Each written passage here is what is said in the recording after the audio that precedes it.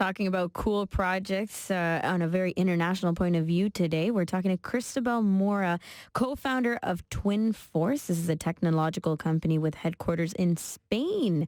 And they're here to talk about a very inclusive project to make pictorial art available to the blind and low vision community. This project is called Thea Art for the Blind. Cristobal, thank you so much for coming on the show today. Thank you for having me here, Kelly. I'm actually Ramya. Kelly McDonald is the other sorry. voice on the show. No worries. It's okay. We confuse people like that all the time, Crystal. And ourselves. Yeah. Okay. So let's start with explaining what Thea Art for the Blind exactly is, the project that you guys are working on. Well, Thea is a project, an inclusive project for blind people, where we try to make accessible pictorial art to blind people. And we do it using modern technologies and more traditional ones.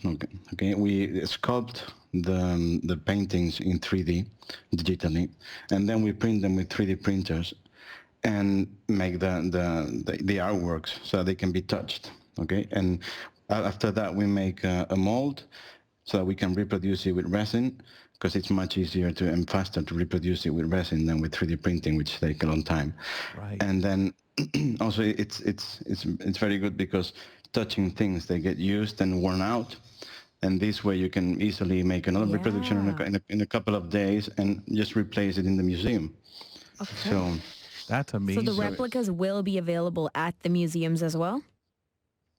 Yes. The final idea of this project is to create a public database on a website, okay, where everybody can access these models and create their own exhibitions anywhere in the world. Wow, that's amazing. So I just want to step back a little bit. So when you make that first tactile and you do the 3D printing of it, kind of that's your original model, which, as we've mentioned here, as you've mentioned, that wouldn't stand up to the vigors of me coming along, Ramya coming along. Oh, Jesus, that's what this looks like, and touching it. So you make the more permanent copy from that, but allowing you with the database to be able to do that around, wherever somebody wanted, or a museum that needed to make a copy for the art display itself, if it was on the road traveling, or for their own museum.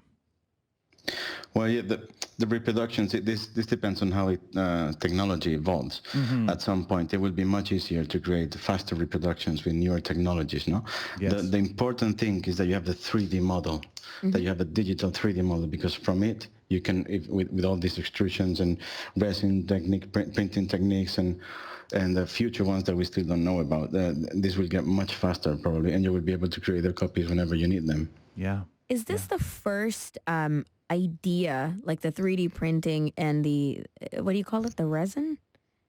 Yeah, resin is when you make a silicone mold out of the 3D printing, and then to make reproduction you use resin, which is faster than printing. Got it. And was this the first draft of the idea to make it a 3D model and a replica, or did you guys have other ideas in the past that you had to improve upon to come up with this final one? No, that was the first draft. I mean, the idea is not original. It has been done a couple of times in Spain. There's a company that started with this in 2010, but they used additive inks to make the reliefs, and they were very low reliefs, and they were just like showing a bit of the picture, like embossed, right, and beveled profiles of the picture, no. Mm-hmm. But this is much more real. It's like it's a proper volume, almost a sculpture. So and you could do this with sculptures that may not be available to obviously touch for people due to the different circumstances. Same with a picture, really. Exactly. The idea is also you can apply this to like big sculptures or sculptures that are not accessible to public to touch them, especially for the blind. An example would be the David from Michelangelo, which is a really big statue, but there are already many reproductions that you can have at home. Okay, or the Nike of Samothracia, but other sculptures, they could be big sculptures that are too big to touch or to see with the eye if you don't see, and reduce them, downscale them to make them touchable. Right. And the same for architectural pieces. I mean buildings. Yes. Architecture is essentially a spatial visual experience, Yeah. which you could transform into a tactile experience if you can downscale the building and give access with the hands to the different spaces there are there. So it's also applicable to architecture. So specifically with Thea, what are some of the different things that you guys have replicated for people to be able to touch and play around with?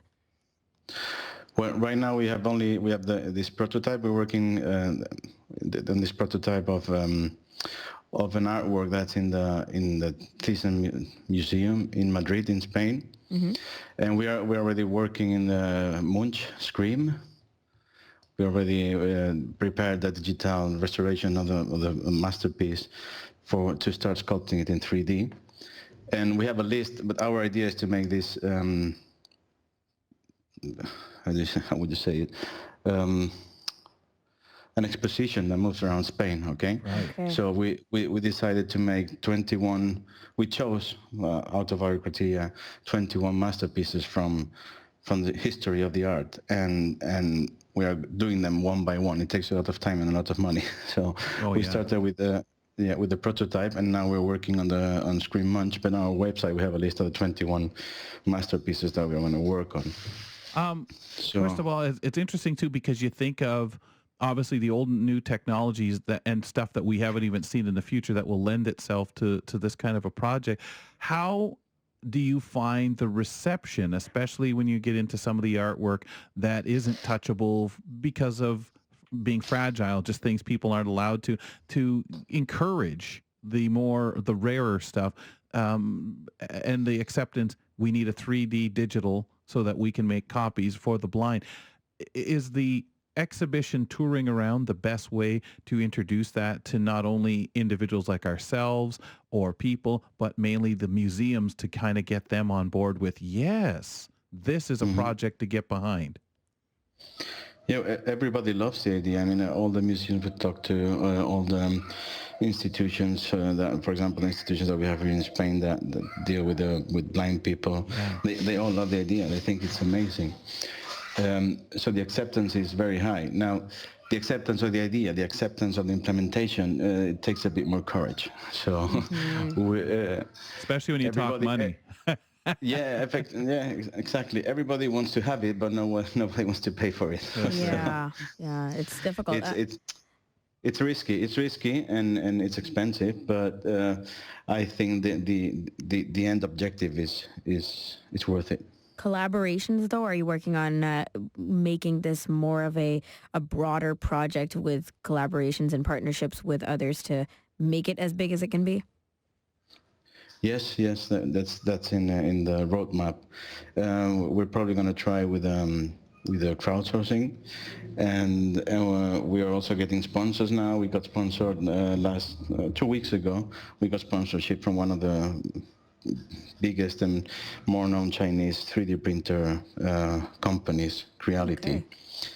And we're trying to get sponsorships and trying to do it that way, and putting money from our pocket as well. That's amazing. And you guys are going on tour, which is amazing, planning to tour the entire world. Any plans to come down to Canada, maybe? Yeah, obviously. If you want us there and you invite us, gladly come to visit you. Yeah. That would be great. Yeah, of course. Yeah. And I think well received. Well, thank you. And we'll do that when we finish the 21 masterpieces. Still number 2 starting, so we'll see. Good luck. We can make it. We know we can and we will, but Definitely. it's a difficult road. That's cool. Cristobal, thank you so much for coming on the show. Is there anywhere people can go if they want to find out more about you guys, learn or talk to you? Yeah, they can go to our website. It's twinforce.es, and Thea is on the main page, on the homepage, so this is very easily to access from our homepage, and you can see all the work we do. But yeah, there's all the information about the project there, and a video of a pilot we did in Spain with 5 blind people, and the impressions that we interviewed them, and the impressions they had on the prototype, and there are some images of the experience so that people can listen to what they're saying. Okay. Excellent. Thank you so much. Good luck to you guys and congratulations for kicking this off. Yeah, thanks for doing this. Thank you very much. Thank you. We were talking to Cristobal Mora, co-founder of Twin Force, about their project. It's an inclusive project to make pictorial art available and inclusive to all blind and low vision people, and it's called Thea Art for the Blind.